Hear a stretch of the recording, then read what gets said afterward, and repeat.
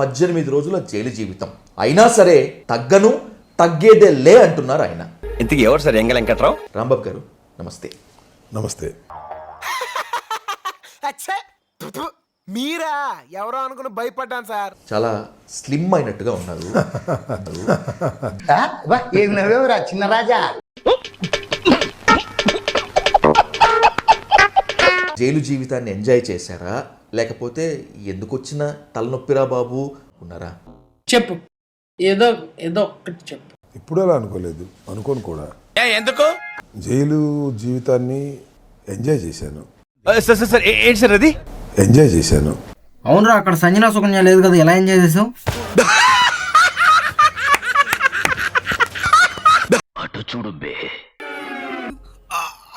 చాలా థ్యాంక్స్ అన్న, నీ వల్ల 6 నెలలు నేర్చుకోవాల్సింది ఒక రాత్రిలో నేర్చుకో. మళ్ళీ వస్తావురా? ఇంకెవడైనా వస్తాడా? ఇప్పుడే కాదు, ఎప్పుడు నాకు మీరు చూడండి మొత్తం మా హిస్టరీ. మనకేముందనరా సొత్తానికి చరిత్ర అన్నీ ఉన్నాయా? ఆల్ మసాజెస్ తప్ప మనకి ఏమున్నాయన్నా? నేను ఒకటే సమాధానం చెప్పండి, వాళ్ళు రెచ్చగొట్టారా లేకపోతే వాళ్ళు రెచ్చిపోయేలా మీరు బూతుల దాడికి దిగారా? చెప్తున్నాడు చెప్తాడన్నా. చెప్పమ్మా. ఏమండి, నేను ఆన్ ది వే వెళ్తాను అంతేగా, గోరంట్ల దగ్గర నుంచి ఆన్ ది వేలో వెళ్తున్నా అంతే. వాళ్ళు ఎందుకు వచ్చారు అక్కడికి? చేస్తున్నటువంటి ఫ్లెక్సీని తొలగించకపోతే నేనే వచ్చి చించేస్తా.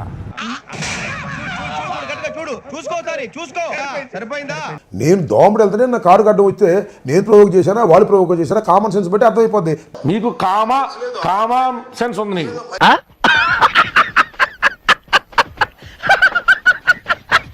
అన్నం అంతా పట్టుకోవసలు ఆ ఇష్యూలో నా ప్రవర్తన ఏంటో తెలిస్తే అందరికీ అర్థమైపోద్ది. చూడు, నా ప్రవర్తన ఏంటో తెలిస్తే అందరికీ అర్థమైపోద్ది. చూసాను సీసీటీవీలో. మీ రెడ్ బుక్ కి, మీ రాజ్యాంగానికి నా కుక్క కూడా భయపడదు అనేటువంటి స్టేట్మెంట్స్ వాళ్ళలో ఇంకా ఎక్కువ కసిని పెంచాయేమో అనిపిస్తుంది. కరెక్ట్, ఇది కరెక్ట్ గా చెప్పావయ్యా. మళ్ళీ ఇప్పుడు కూడా చెబుతున్నా, ఆ రెడ్ బుక్ లోకేష్ రచించిన రెడ్ బుక్ నా కుక్క కూడా భయపడదు. ఇది కేవలం పొగరు, కొన్ని ఏరియాలో దీన్నే బలుపు అని కూడా అంటారు.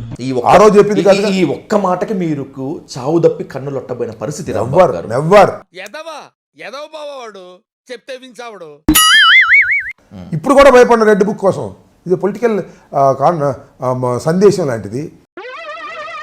ఏంటి బాబా అన్న, ఇంకోసారి అన్న. ఇది పొలిటికల్ సందేశం లాంటిది. అమాయకుడిని అవ్వచ్చు, మరి అంత అమాయకుడిని కాదు.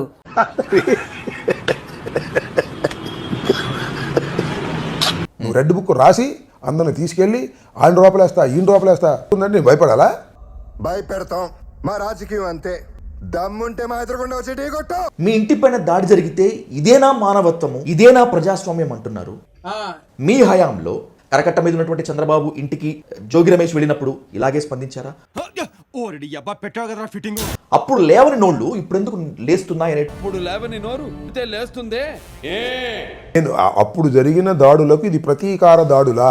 అది తెలిసిన వెంటనే ఫస్ట్ నీకే చెప్తాను సరే. అంటే మీరు ఏం చేస్తున్నారు?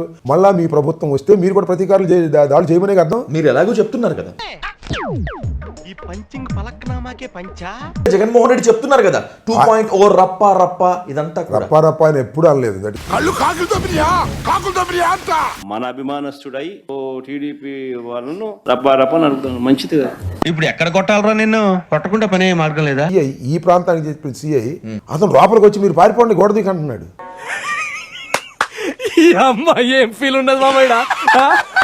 ఇప్పటికైనా అర్థమైందిరా బాలు, నిజం చెప్తే ఈ పాడులోకం అర్థం చేసుకోదురా. మీరు ఎన్ని కామెంట్స్ చేసుకున్నా, ఎన్ని ట్రాల్స్ చేసుకున్నా, ఎన్ని సెటైర్లు వేసుకున్నా, వచ్చిందయ్యా వయ్యారి. లైలా మజ్ను, దేవదాసు పార్వతి తర్వాత దువ్వాడ శ్రీనివాస్ మాధురి చరిత్రలో చూస్తారు. ఆపవే నీ నంగనాచ నాటకాలు. నేను మీ నాగరాజ్ పైర్శెట్టిని. నేను నీకు తెలుసా? తెలుసా? భలే వార్ సార్. నిప్పు నాగరాజ్ అంటే గోదావరి ఎక్స్ప్రెస్ గడగలు దాడిపోతుంది చెడ్డ పేరుంది. మన ప్రేమ పౌరాలు యూట్యూబ్ స్టూడియోకి వచ్చేసారు. చూడాలని ఉందే, వాళ్ళతో ముచ్చటిద్దామా మరి. నమస్తే ప్రేమ పౌరాలు. ప్రేమ జంటకు నమస్కారాలు. అంటే ప్రేమ మా దగ్గరే ఉంది, ఇంకెవరి దగ్గర లేదా? నాకు తెలియదు సార్, మీరు దేశ ముదురు కాబట్టి చెప్పండి. మీరు ముదురు కదా, మీరు అందరు నాకుతుంటారు కదా. మీ ప్రేమ చాలా ఎక్కువైపోతుంది అన్నగారు, అంటే అసలు పట్టలేనంత అయిపోతుంది అన్నమాట.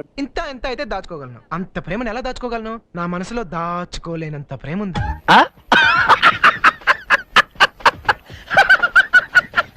ఇంత లేటు వయసులో ఇంత ఘాటు ప్రేమ ఉంటుంది. ప్రేమకి లేటు ఇవన్నీ ఉండవు నాగరాజు.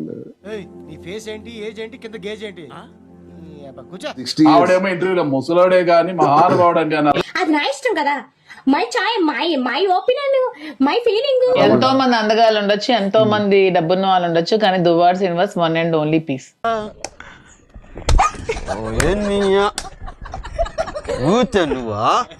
సింగిల్ పీస్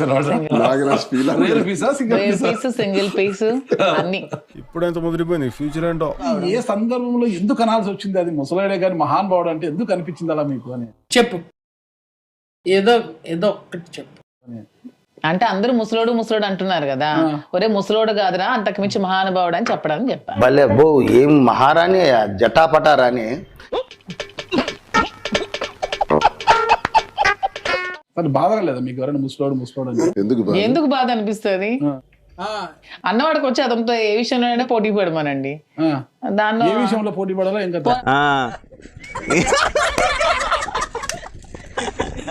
రెజ్లింగ్ దమ్మనండి అతనితో. నేను జిమ్ బాడీ అంతే కదా. ఈ రోజు ఏమన్నా స్పెషల్ కనిపిస్తున్నారు ఇద్దరు? ఏమి స్పెషల్? ఈ రోజు మా మ్యారేజ్ డే.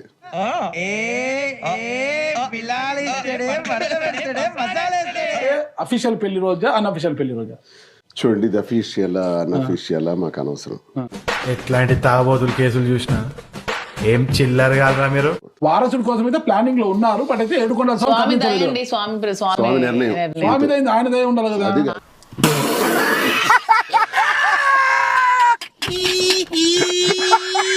ఇతను దీంతో పాటు స్వామి దయ ఉండాలి. ఆయన దయ బాగుంటే మీకు పుష్కలంగా స్వామి దయ దయ ఉంది ఉండాలి.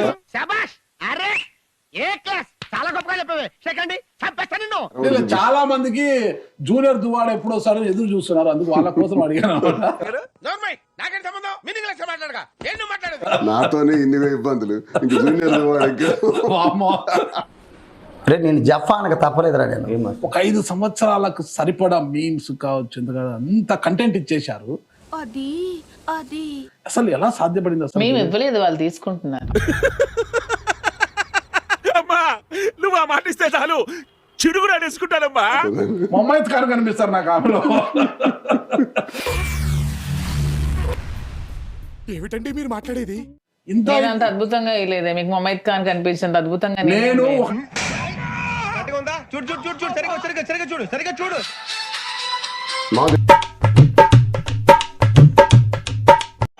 చెప్పేటివన్నీ శ్రీరంగ నీతులు, చేసేటివన్నీ దొమ్మల గుడిసెల్లకు దూరడం. మా ఆయన వదిలి ఉండగానే టెస్ట్ చేయడానికి వెళ్ళాను, ఉండలేదని తెలుసుకుని వచ్చేసాను.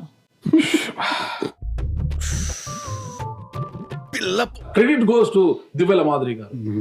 దువ్వాడ మాధురి. ఏంటి బాబా అన్న, ఇంకోసారి అన్న. క్రెడిట్ గోస్ టు దివ్యల మాధురి గారు. దువ్వాడ మాధురి. పెళ్లి వాళ్ళు అవమానిస్తే మధ్యలో మా నాన్న ఏం చేశాడండి? చెప్పు తగుదే, ఏదైనా మాట్లాడావంటే. I love you. చిచ్చి, మీరు సిగ్గుపడకండి, చచ్చిపోవాలనిపిస్తుంది. I love you too. Thank you Raju.